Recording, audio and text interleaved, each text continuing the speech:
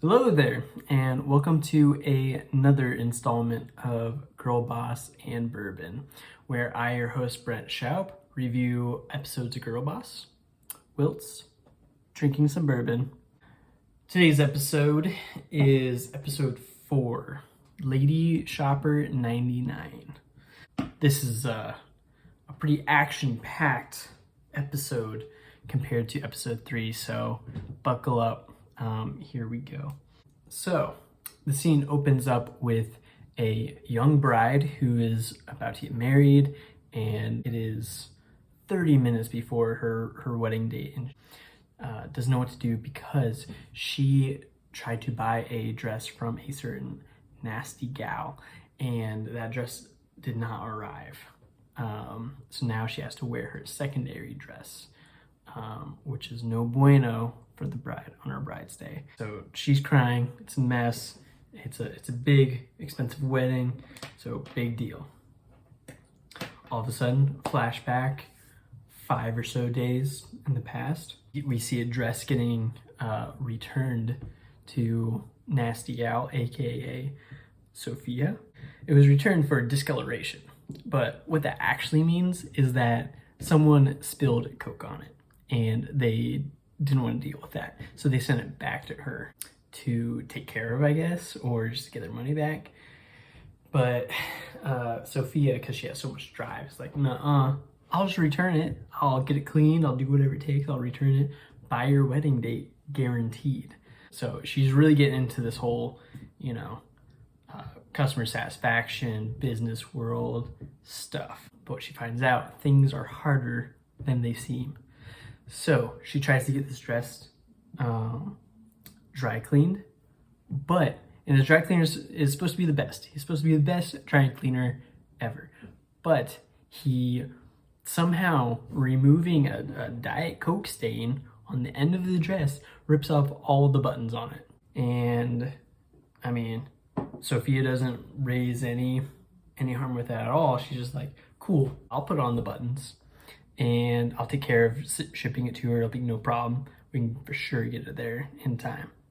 Which was a great plan until there were some issues with the courier that she was getting to deliver this dress across town. But she worked it out. She's like, okay, 7 a.m. you have to be there because that is like her wedding date. This leads into a side note that she actually has a job. I don't know how I've forgotten to mention, but she got a job as essentially a secretary to a university, to an art university, where she checks people in and makes sure they have a ID. They literally come up, say, hey, I have an ID, let me in, and she lets them in. And she's been doing that because of, let us not forget episode 2, the Hern, that she has a hernia that she's kind of scared of, that she wants to get figured out. But she needs health insurance. The only way to get health insurance for her in this world is to get a job. So she got a job, but has to wait 120 days until she can get health insurance. So in the meantime, she's doing her secretary thing, doing her nasty gal clothing thing on the side as well. And that, let's be honest, that's where most of her thought and care is. During that time, so this is important. During that time, as a kind of secretary, she finds out of this guy. And this guy got kicked out of college or can't pay for college, something like that. Anyway, he's not a student anymore.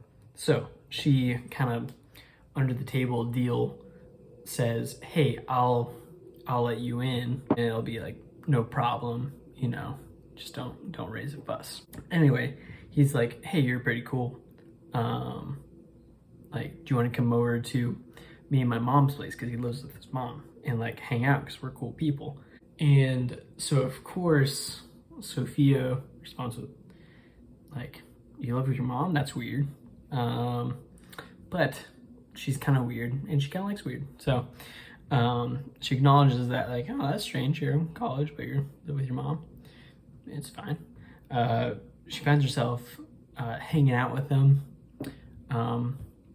They got a great relationship, the mom and son, and this is in contrast to Sophia's non-relationship with her mom, which she's gone. We don't know what's happening with her, and rocky relationship with her dad, who she described as being a little strict and a little bit judgmental. Then, of course, this family welcomes her in. This mother and son welcome her in with open arms, and on the mom's will says, "Hey, let's all get drunk."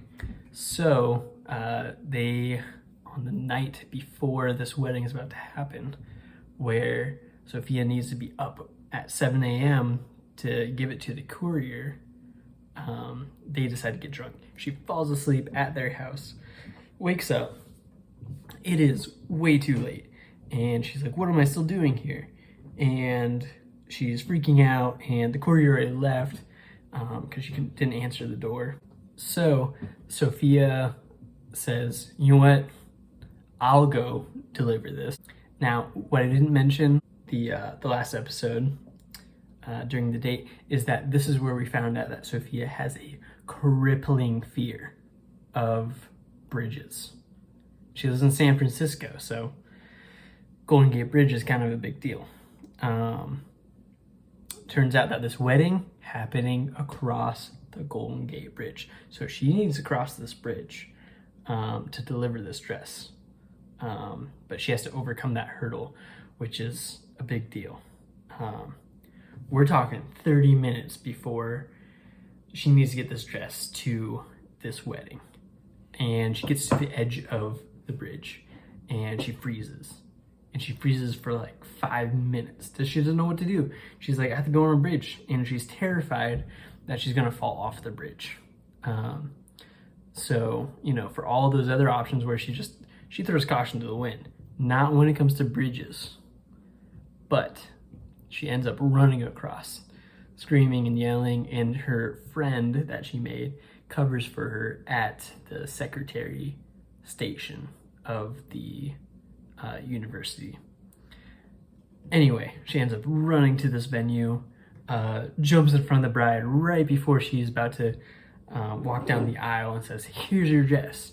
And the distraught bride's like, oh my gosh, that's the dress that's like, I'll make this wedding go longer and be late to my own wedding to put on this other dress. And the whole fight ensues, and Sophia's just like, peace, I did my work, I'm out now. And that's when we see the mom pouring herself some Diet Coke with lime. And that's where we know, oh, it was the mom that spilled the Diet Coke on the dress.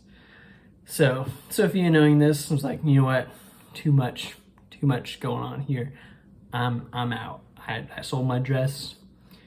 It's whatever. She goes back. She sees that the bride has already, despite just being married, took the time to give a good review. And so she's like, you know, content and satisfied. She's like, hey, that was crazy, but this was worthwhile. And probably the most crucial thing, she decides to call her dad and leave a message. And the first message she leaves, it's heartfelt. She says, hey, I have a real job, but also I sold a dress. I'm trying this eBay thing. But then the message runs out and it says, do you want to re-record? And she chooses to re-record the message. And when she re-records, it's so brief, and she just says, hey, I'm doing okay, don't worry about me, which has kind of been what she's been saying all along. So she was really vulnerable, but then she decided not to be. And that's where we're left off. And the big unanswered question in all of this is, what happened with her car, you know, that was stuck? Well, she's all of a sudden driving her car. She drove to the bridge. I don't know why she couldn't drive over the bridge. Oh, okay. So she was driving her car, drove to the bridge, and of course, as the main villain of the whole series so far, car troubles. She has no gas. So kind of car troubles, kind of her troubles, because she didn't fill up her car with gas. But she has no gas. She runs out of gas. I think she just leaves her car on the road. And that's when she makes that journey across the bridge. So, car troubles strike again. Third time in 4 episodes. So I think we know what the real antagonist in this whole series is car troubles. So I'm sure this is not the last time we'll see car troubles. So keep your eyes open. Anyway, let me know what your favorite parts were in the comments. Just yeah, let me know what you thought was interesting, what you thought grabbed your attention from this episode. Action-packed, a lot that went on.